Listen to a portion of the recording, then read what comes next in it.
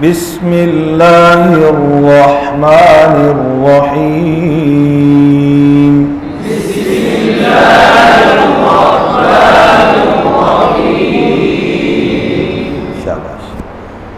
آج مخارج کے حوالے سے بات کر رہے ہیں۔ اس کی جو بنیادی باتیں، مخرج حرف کے نکلنے کی جگہ، حرف کے، بس لمبی چوڑی تفصیل میں نہیں جا رہا ہوں، جو مقصد کی بات بس۔ اچھا، اب یہ جو حروف نکلتے ہیں اس کے لیے ہمیں جن چیزوں کی مدد اور ضرورت پڑتی ہے وہ کیا ہیں؟ دانتوں کے نام اور زبان کے نام۔ ٹھیک ہے، دانتوں کے نام کیا ہیں؟ وہ شعر ہے، جمال القرآن میں لکھا ہوا ہے، وہ سماعت فرما لیں اور اس کے ساتھ اس کو اب یاد کر لیں گے۔ ٹھیک ہے، توجہ سے ہے۔ تعداد دانتوں کی کل 30 اور 2، ثنایا ہیں 4 اور ربائی ہیں 2 ہیں، انجاب 4 اور باقی رہے 20 کہ کہتے ہیں قرا اغراس انہی کو، ضواحک ہیں 4 اور طواعن ہے 12، تین اوپر ہے، ضواحک ہیں 4 اور طواعن ہے 12، نواجذ بھی ہیں ان کے بازوں میں 2۔ یہ دانتوں کا جو شعر تھا نا، میں نے آپ کے منہ میں فٹ کر دیا۔ اس طریقے سے یاد کریں گے، کبھی نہیں بھولیں گے انشاءاللہ۔ ٹھیک ہے، تو یہ کس کے نام ہیں؟ کس کے نام ہیں؟ کس کے دانتوں کے؟ بس ہر بندہ سمجھے، میں نے اپنے منہ کے اندر جو دانت ہیں ان کے نام یاد کرنے ہیں۔ کاپی میں دیکھ کر یاد کرنے کے پتہ نہیں یار ایک دن پتہ نہیں کس کے نام ہے، آپ نے اپنے دانتوں کے نام یاد کرنے ہیں۔ ٹھیک ہے بچوں، شاباش۔ اب آسان لفظوں میں، ثنایا، ربائی، انیاب، یہ 3 دانتوں کے نام ہیں۔ ضواحک، طواعن، نواجذ، یہ 3 داڑوں کے نام ہیں۔ بس آگے زبان کے نام، یہ دیکھیے گا۔ زبان عربی بھی بتا رہا ہوں، اردو بھی۔ اصل لسان، زبان کی جڑ، وسط لسان، زبان کا درمیان، حافظ لسان عربی میں، زبان کی کروٹ، طرف لسان، زبان کا کنارہ، ظہر لسان عربی میں، زبان کی پشت، رأس لسان، زبان کی نوک، زبان کا سرہ۔ سمجھ آ گئی بات؟ یہ زبان کے نام ہیں۔ ٹھیک ہے، اب چلتے ہیں جناب، مخارج کیسے ہم نے یاد کرنا ہے۔ مخارج کی جو ترتیب ہے، اس کو ترتیب سعودی کہتے ہیں۔ کیا کہتے ہیں؟ سعود کا معنی اوپر کو چڑھنا، کأنما یصعد فی السماء۔ کیسے اوپر کو چڑھتے ہیں؟ یہ جو ترتیب ہماری ہوگی، یہ اس کو ہم نے کیا تصور کیا؟ زبان۔ اس کو ہم تصور کریں گے حلق۔ ہم شروع کریں گے مخارج حلق سے، اس سے پہلے جوف دہن بھی ہوگا۔ حلق کا پہلا حصہ اقصی لسان، وسط لسان، ٹھیک ہے، اور کیا ہے؟ اقصی حلق، وسط حلق اور ادنی حلق۔ یہاں سے پھر زبان کی جڑ کے مخارج شروع کریں گے۔ ٹھیک ہے، اسی ترتیب سے چلتے جائیں گے، زبان کے درمیان سے، کروٹ سے، کنارے سے، زبان کی نوک سے، زبان کی نوک دانتوں سے، دانتوں کی جڑ سے، دانتوں کے سرے سے، دانت ہونٹوں سے، اور ہونٹ آپس میں ملیں گے، مخارج پورے ہو جائیں گے۔ مخارج پورے ہو جائیں گے۔ اب ذرا غور کیجئے گا، شروع کر رہے ہیں جی۔ سب سے پہلے ترتیب تاکہ یاد رہے تو وہ جوف دہن، اس کو ہم علیحدہ پہلے لکھ لیں گے۔ منہ کے اندر کا خالی حصہ، اس سے حروف مدہ ادا ہوتے ہیں۔ الف سے پہلے زبر، با، واو ساکن سے پہلے پیش، بو، یا ساکن سے پہلے زیر، بی۔ ٹھیک ہے، ان کو حروف مدہ، حروف ہوائیہ، حروف جوفیہ۔ ٹھیک ہے، سمجھ گئے جی؟ اچھا، اس کے بعد کیا ہے؟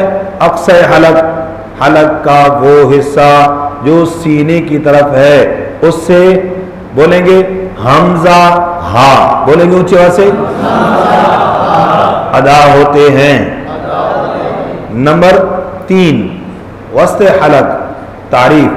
حلق کے درمیان والے حصے سے بالکل سیم یہی الفاظ یاد کرنے ہیں، کوئی آگے پیچھے نہیں۔ حلق کے درمیان والے حصے سے اب پڑھیں گے عین اور ہا ادا ہوتے ہیں. نمبر 4 ادنى حلق. کیا ہے بھائی؟ حلق کا وہ حصہ جو منہ کی طرف ہے، بولیں گے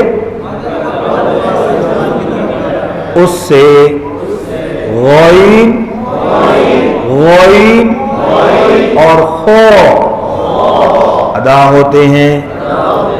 ان 6 حرفوں کو حروف حلقی کہتے ہیں. ٹھیک ہے جی. آگے جی، یہ کیا ہے؟ زبان کی جڑ، اور اوپر جو چھوٹا سا گوشت کا لوتھڑا اس کو کہتے ہیں کوا، لحات.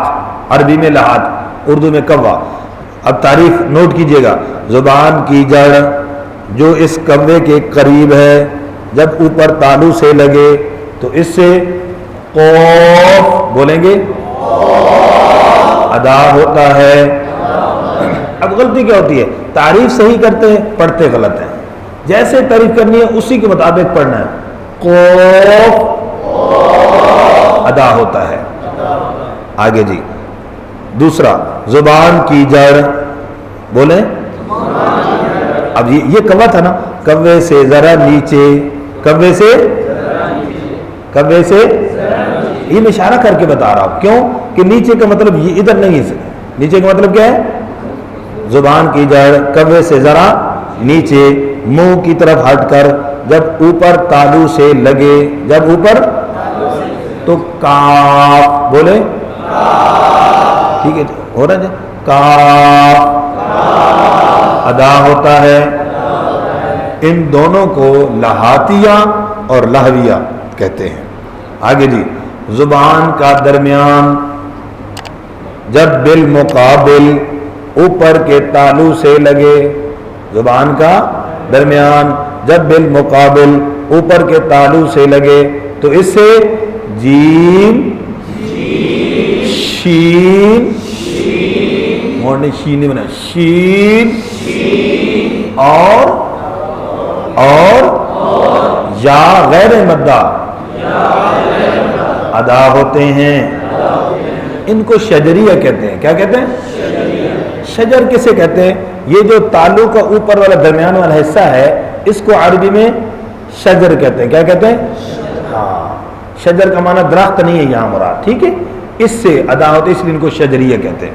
آگے چلے شاباش. زبان کی کروٹ. ٹائم ہے جی. زبان کی کروٹ، بولیں شاباش. حافظ لسان، زبان کی کروٹ جب اوپر والی داڑھوں کی جڑ سے لگے، جب اوپر والی داڑھوں کی، بچوں یہی الفاظ نوٹ کرنے، یہی یاد کرنے، عوام الناس کو یہی سمجھ آئیں گے. زبان کی کروٹ جب اوپر والی داڑھوں کی جڑ سے لگے تو اس سے وود